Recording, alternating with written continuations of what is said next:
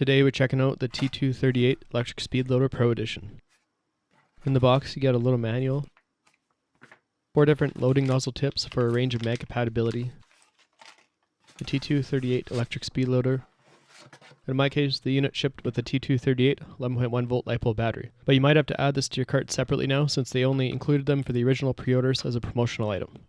This loader weighs about 670 grams empty, can hold 1800 BBs. It's very compact for what it's offering and measures 95 millimeters long by 95 millimeters wide and 147 millimeters tall. The price at time of writing is sitting around $118 and while there's cheaper options out there on the market, they are lacking features such as the OLED screen, loading modes, auto count, and a quick change nozzle tip. There's a dedicated battery channel molded in the inner body, and that's accessible by unscrewing the panel on the bottom end. It would have been great if this panel was a quick clip rather than a screw. It is kind of tedious to open and close if you want to unplug the battery at the end of your day. The loader has a 7.4 volt to 11.1 volt LiPo auto cell detection with a max battery size of 122 by 19 by 16 millimeters. Just make sure you use the battery with the Dean's plug-in. T238 also offers a 1100 mAh battery to perfectly fit into the modal channel that you can buy separately from the loader. Alternatively, you can pick up or use any of your other 7.4 or 11.1 volt LiPo batteries that meet the same size specification. This loader comes with a nice and crisp OLED screen controlled by a 5-way joystick style knob. The OLED screen is awesome and it gives you real-time status display including your battery voltage, session run time, total BB count, loading speed, and in the middle is your BB setting. When adjusting the BB loading count setting, if you toggle the knob up and down, it'll jump between increments of 30, 50, 120, and 250 rounds as a preset quick setting option. If you toggle the knob left or right, it'll go up or down by 1 BB count from the current display. Jumping into the OLED screen menu, you can also control screen brightness. You can change the auto timer for the display, and you can also change the auto shutdown timer to save battery. The unit has a built-in voltage cutoff, overheat protection, and auto shutdown after prolonged inactivity. This menu is also where you go to manually power off the loader. Included in the package are 4 nozzle adapters, which include for gas blowback mags, shotgun shells, pistol magazines, AG mags, and spring bolt action mags. There's also a few additional adapters you can get separately for a few bucks on the T238 website, including an unloading adapter that replaces the top cover window and lets you quickly unload your magazines back into the ammo cache, a GBLS adapter, a PTW adapter, and a G17 adapter. The T238 loader design is clear and see-through, which is a bonus since it easily lets you see loading progress, jam issues, and to confirm if the loader is running empty. When the loader is empty or running on low, the loader will make a buzz sound, in addition to a notification on the OLED screen so you know exactly what's going on.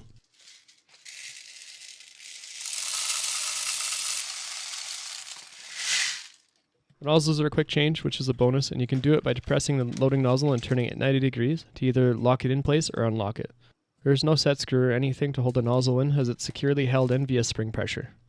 T238 also sent me the quick unload adapter that replaces the top BB field cover. You just pop out the original cover and snap in the new one for this great little upgrade. Don't forget to take the rubber tip out of the original cover. This little piece helps keep the cover down and closed. There is also 4 little small rubber feet, which are just anti-slip pads you can add to the bottom. I chose to put them just offset from the screws, as in case I need to open the unit later, I didn't want to have to peel the pads off.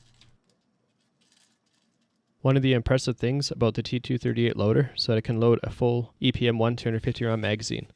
The EPM1 250 round magazines are known to be notoriously tough on gears of the sidewinder speed loaders.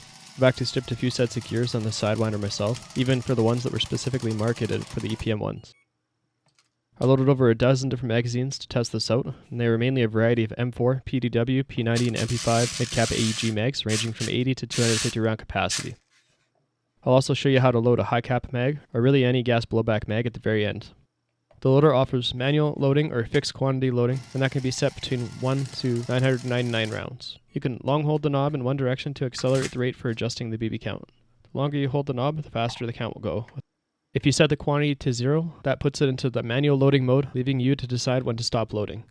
Even if you set the BB load to a fixed quantity, the loader will automatically stop as a mechanism of protection if it meets up with high resistance or if there's a jam detected. Using the OLED screen to set a fixed count is a great perk for things like MILSIM events where you may have magazine and ammo limits. The max loading rate quoted by T238 is 21 BBs per second. That has to be on a fully charged 11.1 volt battery, which will read at 12.6 volts. In practice, I found the actual loading rate to be around 14 to 16 BBs per second using a charged up 11.1 volt LiPo battery. And it's also normal to hear the loader slow down a bit as it picks up more resistance while loading the end of the mag. The lower your battery charge, or if you use something like a 7.4 volt battery, the slower the loader will run, which is exactly the same as how your motor works in your airsoft rifle. The anti-stall protection is great, so that'll help prevent gear damage during the event of a jam or a stall. The loader has a jam clearing function as well, where the gears are vibrated or reversed back and forth to back out a jam. However, I've yet to experience this. Overall, when using the loader, I found the joystick style knob quite functional, but a little bit less tactile feeling than I would have hoped for. This leaves it feeling a tad sticky at times.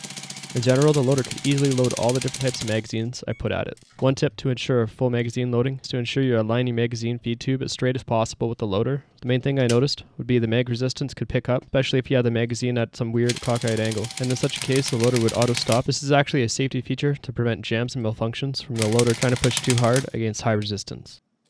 The live BB count on the OLED screen is great to watch because then you can know if your magazine's topped up or not. If it doesn't load all the way, you could simply attempt to reload it again after realigning how you hold the mag, and then you could top it up to the end. When you hold the magazine well aligned, I found the loader to work perfectly for the wide variety of mag styles and spring stiffnesses.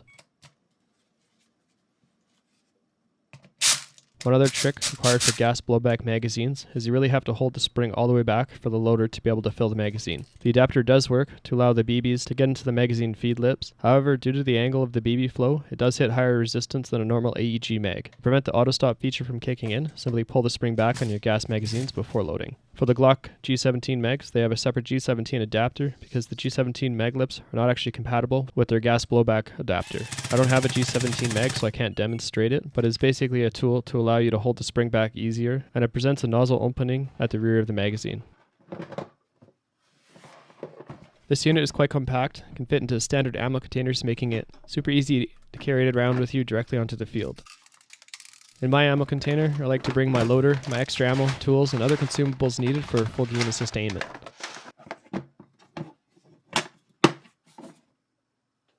Stock unit comes with a palm loading wheel, and I've asked T238 about its durability. They've claimed so far that they haven't heard cases of it stripping, so that's reassuring. But they do have a metal loading wheel upgrade that you can purchase separately.